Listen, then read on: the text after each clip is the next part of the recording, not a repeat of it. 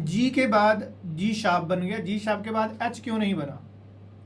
H क्यों नहीं बना? अगर कोई बोले कि 12 ही क्यों है, 13 क्यों नहीं है, 14 क्यों नहीं है, 15 क्यों नहीं है, 20 क्यों नहीं है, 22 क्यों नहीं है, 12 स्वर ही क्यों है?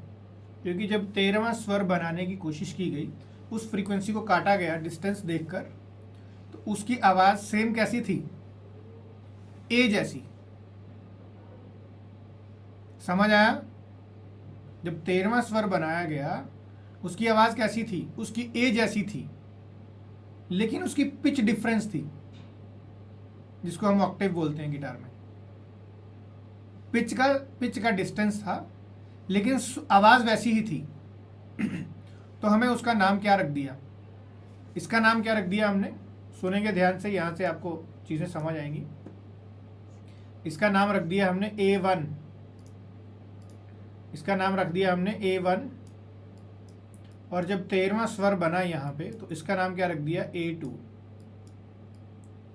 फिर ऐसे ही चलते चलते चलते चलते, है ना, A sharp 2, B2, C2, C sharp 2, D2, D sharp 2, E करते करते करते फिर उसके बाद क्या आ गया? दोबारा से घूम के हम A पे आ गए, तो क्या आ गया? A3।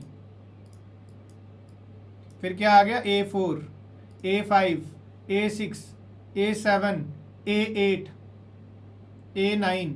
A9 इतनी ऊपर चली गई फ्रीक्वेंसी कि हमारे कान को सुना ही नहीं दे रहा है। तो हमने ये क्या मान लिया कि A1 से लेकर A8 तक हमारे जो कान हैं, ठीक है, वो सुन सकते हैं। उससे नीचे भी नहीं सुन सकते, उससे ऊपर भी नहीं सुन सकते। और इसी को बोला जाता है 20 किलो हर्ट्ज तक की जो साउंड फ्रीक्वेंसी है, उसके अंदर की साउंड्स। बात समझ आया दोस्तों? तो इसीलिए जब कीबोर्ड आपने देखा है, कीबोर्ड पियानो देखा है आपने, है ना, पियानो के अंदर सेगमेंट बने। पियानो की फोटो देखते हैं मैं गूगल पे आपको समझाने के लिए। तो ये देखिए, ये एक सेगमेंट है, 12 स्वर है, जो A1 से लेकर G शार्प 1 तक है। ये उसके अगला ऑक्टेव, इसको हम क्या बोल देते हैं? उसको ऑक्टेव बोल देते हैं। Second Octave, third Octave. आपने देखा है कि कभी इतना बड़ा कीबोर्ड देखा है आपने जिसमें 10,000 स्वर हो? नहीं देखा। आपने मैक्सिमम कीबोर्ड कितना देखा होगा? जिसके अंदर 8 ऑक्टेव है बस, क्योंकि उतना ही हमारा कान सुन सकता है। गिटार के अंदर कितने ऑक्टेव्स है? 8 ऑक्टेव्स। समझ आया दोस्तों? मतलब सारे गामा पाधा निसा सी स्केल बजाना चाह रहे हो तो 8 अलग अलग तरीके से बज जाता है। इसीलिए मैं क्लास में भी बोलता हूँ। अब बोलते हो कि सर ये ओपन वाला जी मेजर है, एक बार कॉर्ड वाला जी मेजर है, तो 8 अलग अलग तरीके से बज सकता है जी मेजर वहां पे, क्योंकि वी हैव 8 ऑक्टेव्स। समझ आया दोस्तों?